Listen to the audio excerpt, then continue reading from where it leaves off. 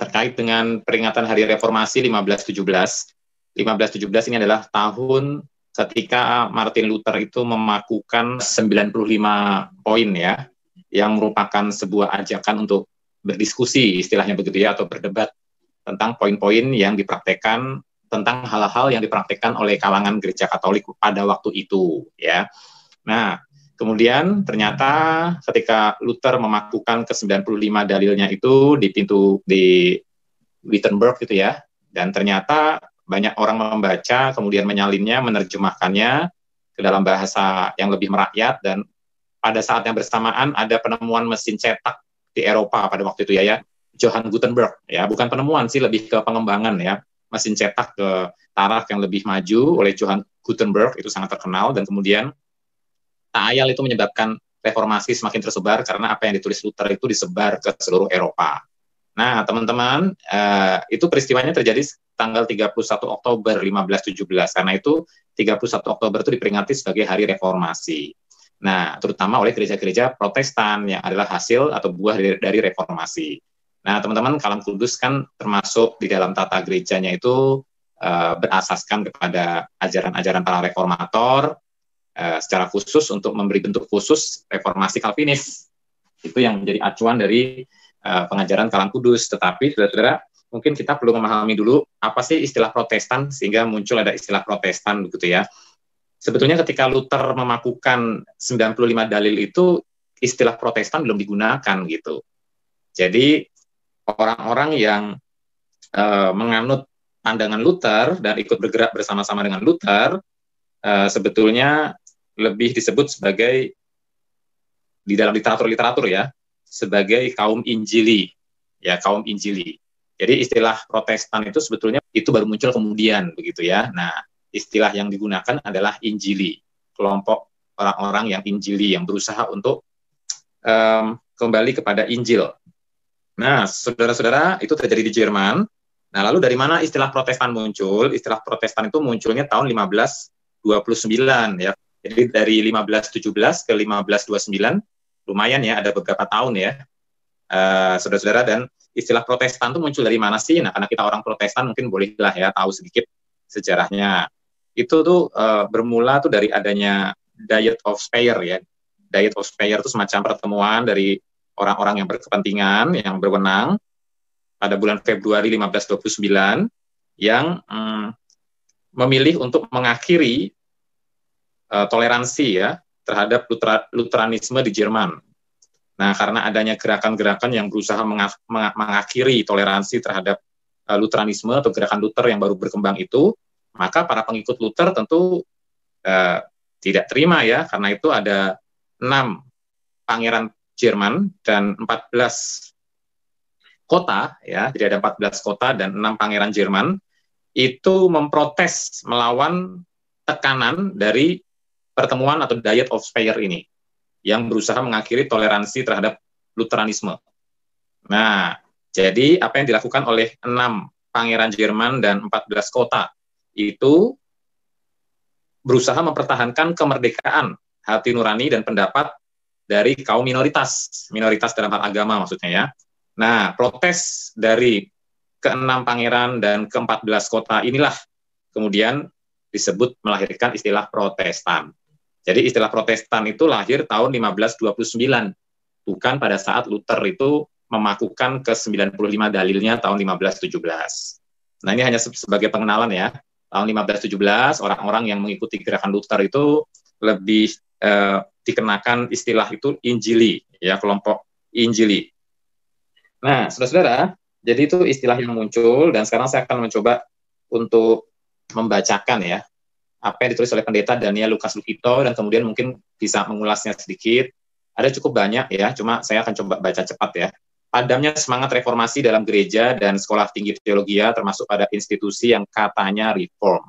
Reform ini sebetulnya menunjuk kepada gerakan yang muncul kemudian setelah Luther. Jadi setelah Martin Luther, muncul reformator generasi kedua, namanya John Calvin. Kalau Luther itu di Jerman, John Calvin itu di Swiss. Nah, John Calvin inilah yang kemudian pengikutnya itu terus mengembangkan ajaran reformasi, dan para pengikut Calvin secara khusus mengkonsolidasi diri dengan menyebut dirinya reform, ya reform.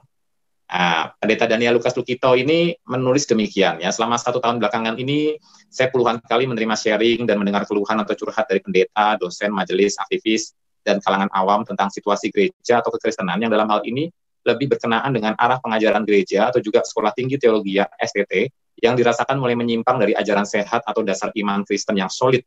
Kebanyakan ada pembicaranya mengarah pada perubahan yang terjadi pada aras pimpinan, yaitu pada hamba Tuhan, pimpinan, majelis, ketua sinode, atau pengurus yayasan ini dan itu, ya termasuk yayasan sekolah ya. Hamba Tuhan, pendeta, dosen teologi, atau bahkan lulusan muda dari STT dirasakan seringkali cenderung mengalah dan mengikuti arah culture, arah budaya, dan arus zaman yang semakin hari semakin menggarami gereja dan STT ketimbang sebaliknya. Maksudnya harusnya gereja dan STT yang menggarami dunia, sekarang dunia malah menggarami gereja dan STT, yaitu gereja atau seminari yang seharusnya semakin memengaruhi budaya dan zaman. Hal ini berarti dewi kuno yang bernama sekulerisme dan pragmatisme. Pragmatisme itu artinya yang penting tuh hasilnya, begitu ya. Yang penting hasilnya itu efektif, mencapai hasil yang diinginkan, jadi pragmatis. Kembali digemari dengan tujuan awal dimaksudkan untuk mempengaruhi dunia, namun yang terjadi realitanya justru tidak demikian. Nah, contoh sifat-sifat pragmatis itu begini, sudah nggak apa-apa kita beribadah seperti ini dan seperti itu, atau kita berkhotbah seperti ini dan seperti itu, yang penting mengundang orang, yang penting kita berhasil menarik jiwa. Nah, itu namanya pragmatis, kalau tidak hati-hati ya. Kalau tidak hati-hati kita bisa jatuh ke sifat pragmatis. Orang awam di gereja saja bisa menilai bila ada pendeta atau dosen teologi yang berkhotbah, memberi seminar atau mengajar, tidak lagi meninggikan Alkitab sebagai firman Allah. Nah, ini kritiknya ya. Hari ini kan kita bukan khotbah ya, kita sharing ya. Tetapi meninggikan cara-cara yang diadopsi dari filsafat, sosiologi, psikologi, ilmu retorika, malah kalau saya mau tambahkan ya ilmu marketing, atau malah metode pemberdayaan dari berbagai ajaran di luar firman Tuhan. Jadi kayak self-help ya, kayak metode-metode untuk menolong diri sendiri. Kamu bisa. Beberapa orang bahkan pernah menginfokan bahwa ada pendeta yang mengaku evangelical atau reform. Evangelical itu artinya injili ya, atau reform. Tetapi berkali-kali lupa membaca Alkitab dalam khotbah di kebaktian hari Minggu. Jadi naik mimbar, langsung khotbah, lupa kalau ayatnya belum dibaca. Bukankah ini adalah sebuah petanda yang parah sekali dan dapat dikategorikan sebagai gejala pengabaian otoritas Alkitab? Nah, teman-teman, memang reformasi gereja itu salah satu semangatnya adalah sola scriptura, bahwa Alkitab atau kitab suci adalah otoritas tertinggi dalam hidup orang percaya ya. Nah, ketika itu diabaikan, berarti ada satu prinsip reformasi yang diabaikan. Kalau sudah begitu, yang terlihat dalam khotbah bukanlah eksposisi atau penggalian Alkitab dan prinsip pengajaran yang selaras dengan iman Kristen, melainkan pengajaran dari pola dan patron dunia ini yang dihadirkan, dan akhirnya sang pendeta lebih terlihat sebagai motivator ketimbang ekspositor. Ekspositor itu mengekspos ayat-ayat Alkitab. Tapi sekarang ini pendeta yang laku adalah bukan pendeta yang menggali ayat-ayat Alkitab, tapi pendeta yang memotivasi.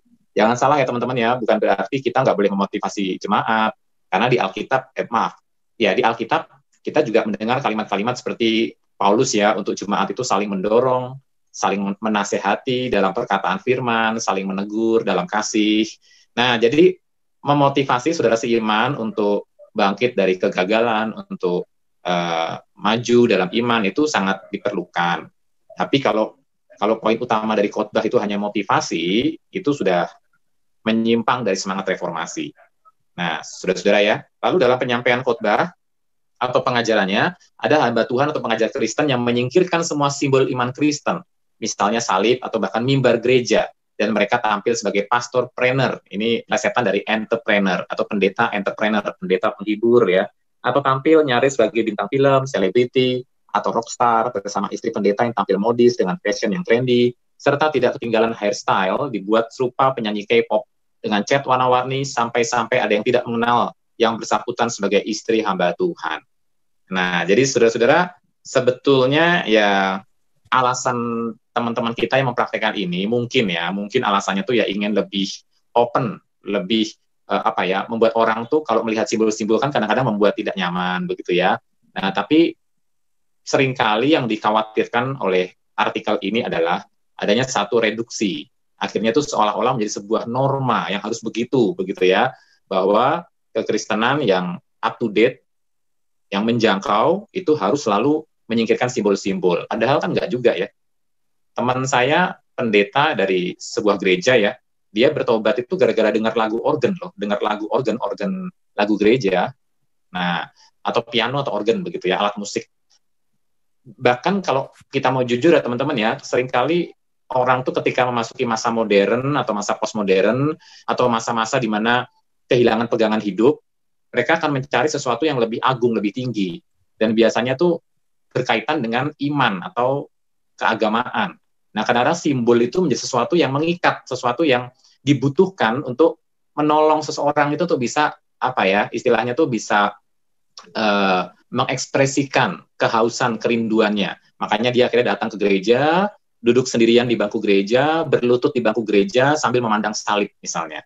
Nah, jadi di dunia yang hiruk pikuk dengan berbagai kekacauan dan orang kehilangan pegangan, kadang-kadang orang bisa mencari simbol juga untuk menolong mereka untuk mendapatkan sesuatu yang sifatnya lebih tinggi dari hidup mereka, mencari pegangan. Simbol itu menolong. Nah, teman-teman, jadi saya sih tidak anti ya, saya tidak anti dengan tampilan-tampilan yang digambarkan dalam artikel ini ya. Mimbar, maksudnya seperti mimbar kecil, mimbar kaca, atau dengan situasi panggung yang lebih bebas begitu ya.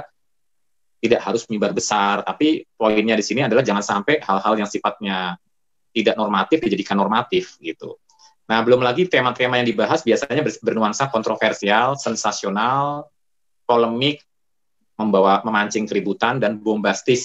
Semua ini lagi-lagi dibuat dengan alasan utama katanya untuk menjangkau atau mencoba menjadi relevan bagi generasi unchurched ya, generasi yang tidak bergereja atau anak-anak muda yang tidak bergereja, sebuah pembenaran yang terkesan baik dan mulia pada awalnya. Tapi ini sebetulnya sebuah karikatur juga sih menurut saya. Memang banyak anak muda tuh yang sudah meninggalkan gereja karena mungkin gereja dipandang kuno begitu ya. Tapi jangan salah loh, kerinduan akan simbol-simbol tuh akhirnya juga terekspresi dalam hidup orang modern dan mereka mencarinya justru ke agama-agama lain yang betul-betul simbolnya tuh kelihatan. Misalnya masuk ke rumah ibadah harus lepas sendal, lepas alas kaki, harus cuci tangan, cuci kaki, berlutut, itu kan simbol-simbol ya. Nah, banyak orang akhirnya karena kehausan akan hal-hal rohani, kering dengan alam modern, mereka mencari sesuatu yang sifatnya penuh dengan simbol, larinya ke agama lain malah gitu. Karena gereja sendiri sudah meninggalkan simbol-simbol yang penting. Nah, situasi ini sebetulnya mirip dengan perilaku sebagian gereja di Barat dan sudah mulai terlihat di sini yang terobsesi dengan gerakan church growth, gerakan pertumbuhan gereja secara kuantitatif, atau kita baca mengejar penambahan jumlah anggota semata. Kita sering dengar ya, ada gereja-gereja yang menargetkan tahun 2021 kita punya iman 1.000 jiwa, penambahan 1.000 jiwa, multiplikasi 500 jiwa. Nah, di mana mereka bersedia membanting harga, mengorbankan nilai-nilai teologis yang esensial, sayangnya begitu, maksudnya demi meningkatkan membership atau penambahan peserta ibadah atau acara gereja. Nah, kadang-kadang yang lucu, kalau menurut pengalaman saya, saudara-saudara, kadang-kadang kita tidak peduli bahwa itu sebetulnya anggota gereja lain, gitu, anggota gereja lain. Sebagian gereja tidak peduli dengan doktrin yang ketat dan khotbah yang berbobot dan biblikal, dan mereka mengadopsi segala bentuk entertainment dunia, teknologi terkini, dan kiat-kiat marketing lingkup bisnis ke dalam ibadah jemaat. Sampai-sampai ada orang yang menyindir ya, karena penggunaan teknologi, akhirnya orang-orang itu menyampaikan renungan, khotbah, firman itu, mengandalkan PowerPoint, ya. Bukannya poin ya, menunjuk dosa with the power of God ya, tapi justru mengandalkan PowerPoint. Nah, teman-teman, jadi kiat-kiat marketing pun dimasukkan sehingga gereja seperti bisnis begitu. Nah, saya tidak menyangkali bahwa ada hal-hal terkait dengan ilmu-ilmu pengetahuan di luar sana terkait entertain, marketing, itu kadang-kadang bisa berguna ya, tapi jangan adopsi itu menjadi sesuatu yang kemudian menggantikan hal yang terpenting. Penyimpangan worship semacam ini telah dapat kita lihat sekarang pada cukup banyak gereja dari berbagai denominasi. Yang barangkali belum disadari adalah semua penyimpangan itu bermula dari obsesi untuk selalu menjadi relevan, practical, successful, and well-liked, disukai. Tapi sekaligus meninggalkan kesetiaan pada doktrin yang esensial, pengajaran yang esensial. Nah, teman-teman, mungkin teman-teman bertanya, apa sih sebenarnya semangat reformasi? Saya pernah cantumkan di grup diskusi dengan Brian. Semangat reformasi itu setidaknya terangkum dalam 5 sola itu ya. Sola scriptura, Alkitab otoritas tertinggi, sola gratia, semua oleh karena anugerah Allah. Di dalamnya ada prinsip kedaulatan Allah dalam segala hal. Kemudian ada sola fide, keselamatan hanya melalui iman, bukan melalui perbuatan baik atau lainnya. Sola Christus ya, sola Christo, itu bahwa Kristus menjadi pengantara satu-satunya menuju kepada Allah, tidak ada pengantara yang lain, dan dia menjadi Tuhan dan Juru Selamat. Kemudian Soli Deo Gloria. Soli Deo Gloria ini bukan merek rekaman kaset ya, tapi ini artinya segala kemuliaan hanya bagi Allah. Nah, teman-teman, terlebih lagi di masa pandemi yang sedang melanda seluruh dunia sekarang ini, di mana mayoritas acara-acara gereja atau STT dilakukan secara virtual dengan media sosial. Seperti kita hari ini kan kita virtual nih. Kita dapat lebih jelas lagi melihat tampilnya warna kekristenan model baru, zaman kekinian melalui YouTube, Facebook, Instagram, atau Zoom, yaitu melalui pengkhotbah atau pengajar yang seolah-olah menyampaikan pemberitaan firman, sebagian juga diwarnai dengan maraknya pengajaran dari sekte, bidat, atau aliran ekstrim tertentu. Namun bila diteliti lebih mendalam, sebagian yang tampak adalah upaya berlomba-lomba menampilkan diri, menaikkan rating, atau mencari followers semaksimal mungkin, yang ujung-ujungnya memuliakan diri, bukan memuliakan Tuhan. Nah, ini kritik bagi kita juga ya, saudara-saudara ya. Tapi saya bisa pastikan pada teman-teman, kalau Kalam Kudus itu mempublish khotbah-khotbah hamba-hamba Tuhan, baik dari dalam maupun dari luar, tujuannya itu sebetulnya adalah karena ingin memberikan alternatif dalam pengertian pilihan. Karena di media sosial kan yang marak tuh sekarang adalah pengajaran-pengajaran yang isinya itu mungkin benar, tapi isinya lebih bernuansa perdebatan. Atau bahkan yang sesat sekali, banyak sekali yang sesat-sesat tuh, bahkan sangat viral gitu. Nah, kita ini sebagai gereja kecil, dengan kemampuan kapasitas yang juga tidak luar biasa, seperti gereja-gereja di luar sana ya, kita berusaha untuk mencoba menggarami lewat media sosial, dan Anda bisa lihat kan, kita itu YouTube-nya pun followernya sedikit, yang like pun sedikit, yang subscribe pun sedikit, karena memang mungkin bukan tipe-tipe yang laku untuk dijual ya. Diskusi-diskusi kelompok kecil kita, kemudian khotbah-khotbah kita bukan tipe-tipe khotbah yang laku untuk dijual. Ditambah jemaat kita sendiri pun tidak aktif untuk mempromosikan. Tapi ya nggak apa-apa, yang penting saya sih berpikir yang penting khotbah-khotbah di mimbar-mimbar kita di Komisi Pemuda misalnya itu tetap dipublish, supaya ada alternatif di tengah-tengah yang sesat-sesat. Mereka berani sekali menampilkan yang ajaran-ajarannya sesat-sesat.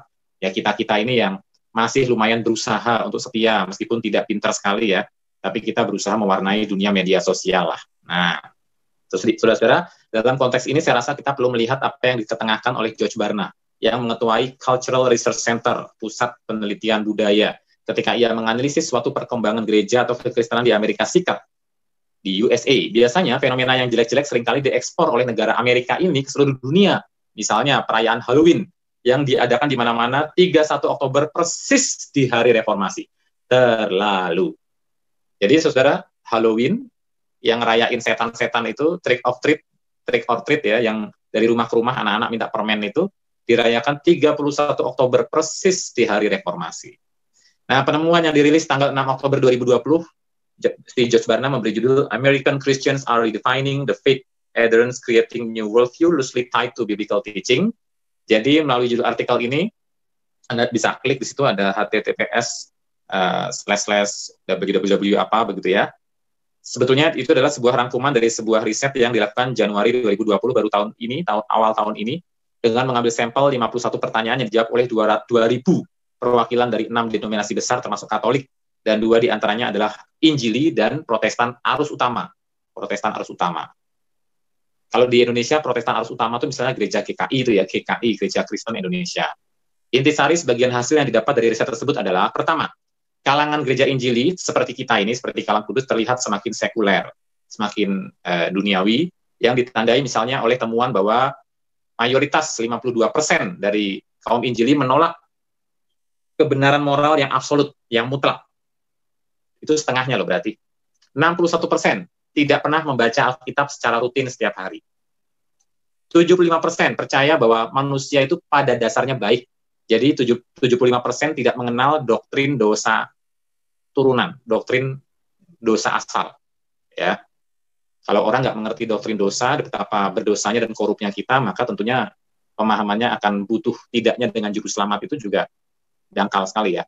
Bahkan sebagian orang Injili terang-terangan mengaku mereka mengadopsi berbagai ragam kepercayaan dan perilaku-perilaku yang berlawanan dengan pengajaran Alkitab dan pengajaran atau kepercayaan Injili yang bertahan berabad-abad selama ini begitu ya.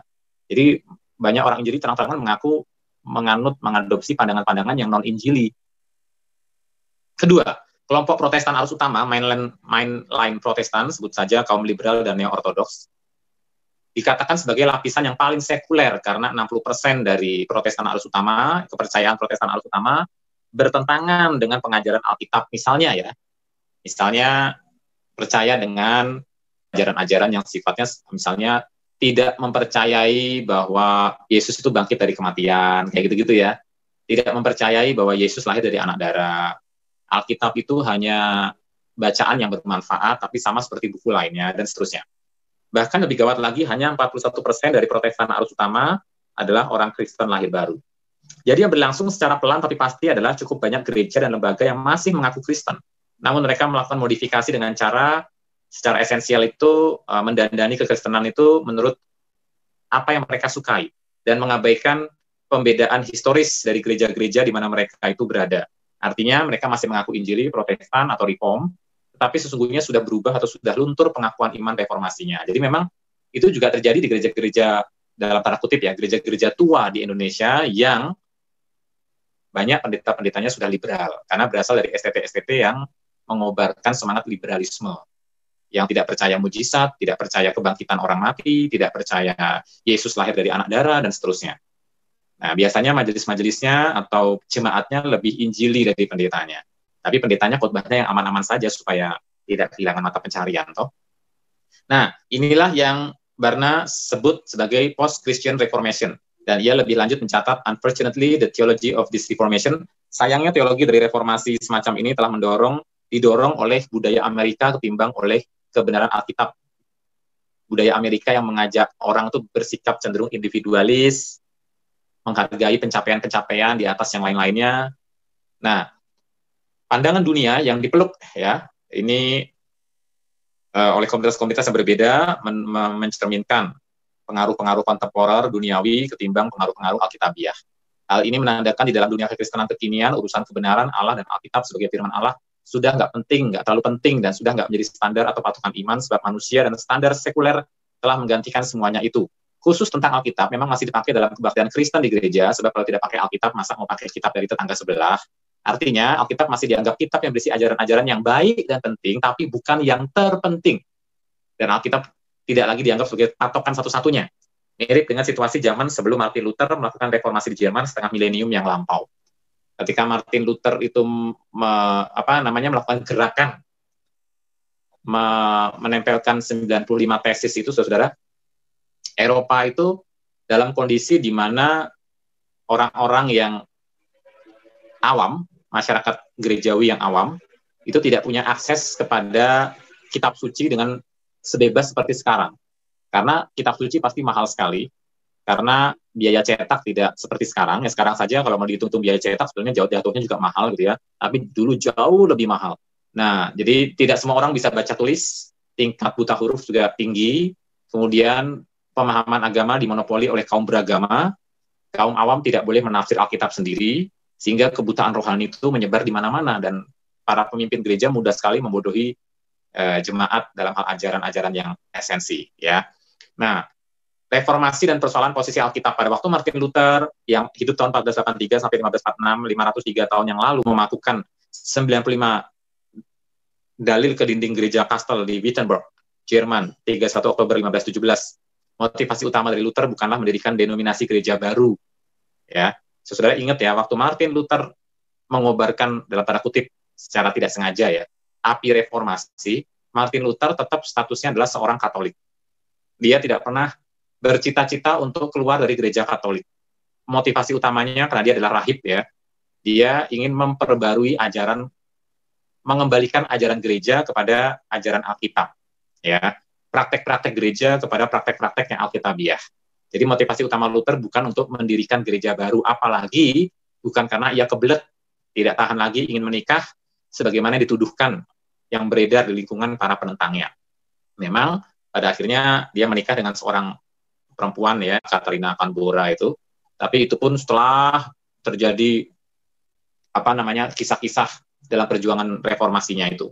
Nah, dorongan utamanya adalah memurnikan gereja, teristimewa mengembalikan gereja pada pengajaran yang sesuai dengan otoritas Alkitab, pada masa itu gereja Roma Katolik mengajarkan beberapa doktrin yang keliru, misalnya doktrin transubstansiasi dalam perjamuan kudus, yaitu di mana esensi dari roti dan anggur itu berubah esensinya menjadi darah dan tubuh Kristus. Nah, kedudukan otoritas Paus yang begitu tinggi, ya, seolah-olah wakil Allah itu ya, yang meneruskan Petrus itu ya hanya yang di Roma itu, praktek berdoa untuk orang yang sudah meninggal, atau doktrin pengantara dalam soteriologi yang menyimpang. Ya, doktrin pengantara dalam doktrin keselamatan, misalnya ada pengantara lain selain Yesus, misalnya lewat Maria atau lewat orang-orang suci. Namun pergeseran pengajarannya paling mengganggu Luther adalah gereja melegalkan penjualan indulgensia, surat penghapusan hukuman. Gereja Katolik menyebutnya surat pengurangan hukuman dari purgatori. Purgatori itu adalah api penyucian. Jadi orang itu sebelum masuk neraka atau surga itu harus lewati api penyucian dulu.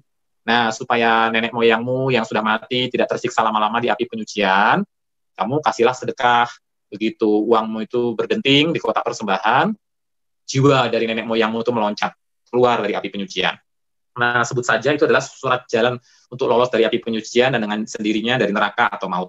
Legalisasi penjualan indulgensia sebetulnya sudah dimulai tahun 1095 ketika Paus Urban II berkuasa, ketika Konsili Trent belakangan mengutuk transaksi jual beli ini tahun 1563, pada akhirnya orang Katolik mengutuk juga praktek ini. Barulah Paus Pius V 4 tahun kemudian sama sekali menghapuskan indulgensia pada 1567.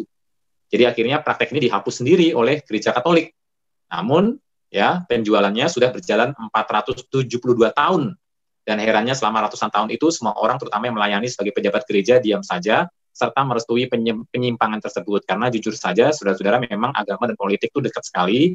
Pada waktu itu uangnya sangat dibutuhkan untuk pembangunan pembangunan gedung gereja Santo Petrus di Roma, dan juga karena apa? Karena kas gereja itu banyak terkuras habis untuk perang salib melawan Islam. Nah, perang salib berkali-kali melawan Islam itu kan membuat kas gereja juga banyak terpengaruh, dan akhirnya uang habis untuk membangun gedung Santo Petrus, mereka menjual surat indulgensia. Nah, teman-teman, namun proses perdagangan indulgensia yang terjadi di Jerman lah yang paling terkenal. Seorang rahib yang bernama Johann Petzel tahun 1465 sampai 1516 menggalakkan transaksi penjualan ini pada semua orang dengan tujuan untuk mengumpulkan dana dalam rangka membiayai renovasi gereja Basilika Santo Petrus di Roma. Sebenarnya pada sejangka waktu proses penjualan surat itu sudah dilarang karena dianggap salah dan menyimpang. Tapi dalam kenyataannya praktek berlanjut terus dengan persetujuan dan pejabat gereja yang korup. Selama periode penjualan itu gereja melalui salesman yang berkeliling di antara umat dan kaum bangsawan menawarkan surat indulgensia itu untuk anggota jemaat teristimewa ditawarkan pada orang kaya yang banyak duitnya, yang keluarganya dianggap belum bertobat pada saat meninggal dunia. Gereja menjamin orang yang sudah check out dari dunia ini dapat dilepaskan dari api penyucian yang dapat direalisasikan lewat imbalan uang atau emas atau perak yang disetorkan ke gereja. Cara transaksi itu diyakini akan mengeluarkan dan menyelamatkan anggota familinya dari purgatori atau api penyucian. Ajaran yang menyimpang semacam ini, yaitu salvation by works, sama sekali tidak dapat dijumpai dalam ajaran di Alkitab, tapi surprise, gereja justru melegalkan dan mempraktekkannya. Bukankah ini mirip dengan surprise yang dilakukan oleh Paus Fransiskus 21 Oktober 2020 yang tiba-tiba melegalkan persatuan kaum LGBTQ di lingkungan gereja Katolik? Nah, ini sebenarnya sudah disanggah juga ya oleh kalangan Katolik sendiri. Kalau tidak salah ya, Paus Fransiskus itu hanya mengusulkan supaya secara negara, secara hukum legalitas dimungkinkan untuk kaum LGBTQ itu berumah tangga, bukan dalam pengertian pihak gereja, begitu ya. Itu yang saya tahu. Tapi kritik Luther tersebut membuat Paus sebagai pimpinan gereja waktu itu kebakaran jenggot alias murka besar, apalagi perhatikan, pada masa itu tidak ada televisi, internet. Selama periode 3 tahun 1518 sampai 1521, Luther dipanggil, diinterogasi, ditekan, dan dikucilkan oleh pejabat gereja karena dengan cepat 95 tesisnya itu viral tersebar kemana-mana. Sungguh keterlaluan sikap penguasa dan gereja pada waktu itu. Luther diperlakukan bagikan penjahat kasus kriminal, disebut roh jahat dalam rupa manusia, disamakan dengan pemimpin bidat, dan ia divonis dengan hukuman mati secara in absentia. Maksudnya dia divonis hukuman mati, padahal di peradilan itu dia sendiri nggak datang gitu ya. Di penghujung dari semua tekanan kepausan adalah dipanggilnya Luther pada 17 April 1521 untuk hadir di sebuah persidangan di kota Worms, Jerman, yang dihadiri para bangsawan, pejabat gereja, dan Kaisar Charles V. Pada hari itu ia diminta untuk mencabut tulisan dan perkataan-perkataannya, dan kepadanya diberikan waktu 24 jam untuk memikirkannya. Keesokan harinya, 18 April 1521, ia menolak dengan tegas sambil mengeluarkan alasan penolakannya yang terkenal pada pukul 6 petang.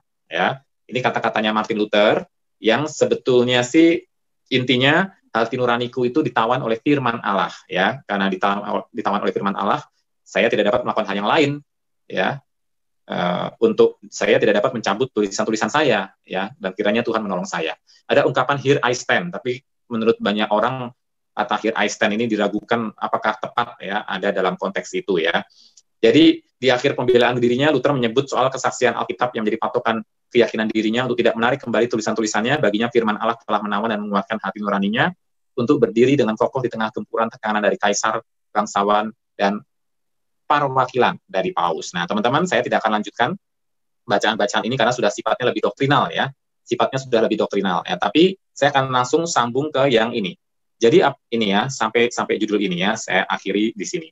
Jadi apabila teologi reform pada masa kini ingin benar-benar mengacu pada teologi reform setengah milenium yang lalu, orang yang mengaku reform itu harus menempatkan Alkitab yang adalah firman Allah pada posisi tertinggi, seperti contoh dari Luther. Hal ini berarti bila ada gereja atau STT atau pimpinan gereja atau STT yang mengaku berteologi reform karismatik kah, reform injili kah, atau apalagi reform episkopal injili karismatik, ini adalah campuran yang sedang digemari ya, tapi tidak meninggikan Alkitab dalam khotbah dan pelayanan lainnya, lebih-lebih kalau sampai pendetanya dalam khotbah sering kelupaan membuka atau membaca Alkitab, atau kadang khotbah sudah berjalan hampir setengah jam baru ingat membaca beberapa ayat secara tergesa-gesa, maka kadar kereformannya perlu diragukan, atau paling sedikit kadarnya tidak sama, atau tidak setara dengan reformnya Luther. Nah, teman-teman sampai di sini saja ya, karena tulisannya ada 22 halaman kalau nggak salah, kita hanya 10 halaman saja.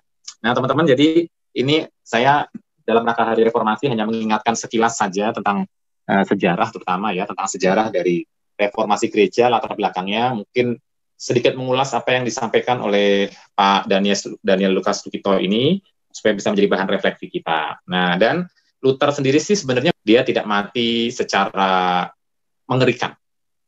Demikian juga John Calvin ya, tidak mati teraniaya oleh pihak Katolik karena kekristenan Injil itu berkembang menjadi kuat ya. Tetapi sebetulnya sebelum Luther, saudara, sebelum Luther itu sudah ada yang bisa disebut sebagai bintang fajar reformasi atau pendahulu-pendahulu. Jadi Luther itu bukan satu-satunya yang pertama begitu. Sebelum Luther itu sudah muncul orang-orang seperti Johannes Hus ya, yang berusaha untuk mengobarkan pembaharuan kepada kehidupan gereja. Nah, teman-teman, ada satu bagian firman Tuhan yang menjadi renungan sebagai penutup kita, seperti Johannes Hus dan banyak orang kudus di zaman lalu tuh matinya itu teraniaya ya. Kalau Luther dan Calvin kan matinya masih mati wajar ya. Nah, saya teringat pada Wahyu 12 ayat 10 sampai 11, nyanyian kemenangan. Dan aku mendengar suara yang nyaring di surga berkata, sekarang telah tiba keselamatan dan kuasa dan pemerintahan Allah kita dan kekuasaan Dia yang diurapinya, karena telah dilemparkan ke bawah pendakwa saudara-saudara kita yang mendakwa mereka siang dan malam di hadapan Allah kita. Ini ada lagunya ya. Sekarang telah tiba keselamatan dan kuasa, dan seterusnya. Tapi yang saya fokuskan adalah ayat 11.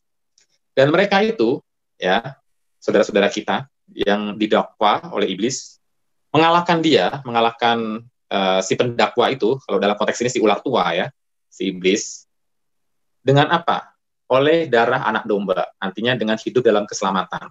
Dan yang kedua, dan oleh perkataan kesaksian mereka, karena mereka tidak mengasihi nyawa mereka sampai ke dalam maut. Jadi dari perkataan ini, saudara-saudara, kita diingatkan bagaimana kerajaan iblis itu dikalahkan dan dipukul mundur oleh anak-anak Tuhan, itu dengan hidup dalam keselamatan. Itu yang pertama, hidup menjadi anak Tuhan, maksudnya ya, memiliki jaminan hidup kekal. Dan yang kedua, oleh perkataan kesaksian mereka, oleh perkataan penginjilan, pemberitaan Injil yang disampaikan oleh anak-anak Tuhan. Itulah cara iblis itu dipukul mundur oleh gereja.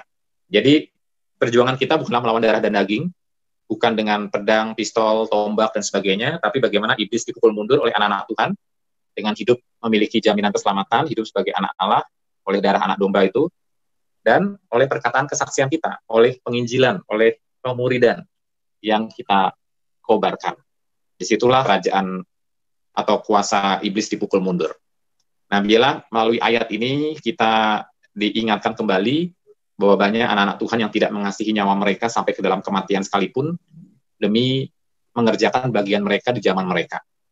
Nah, di zaman kita, saya tidak tahu siapa di antara kita yang diberi kehormatan untuk bisa sampai seperti mereka, tapi melalui Pekan Reformasi ini, sementara banyak anak muda Kristen yang merayakan Halloween di Amerika sana, atau mungkin di gereja-gereja lain, kita mengenang perjuangan para reformator dan juga mengenang perjuangan dari anak-anak Tuhan di masa lalu yang telah tidak mengasihi nyawa mereka bahkan sampai ke dalam maut.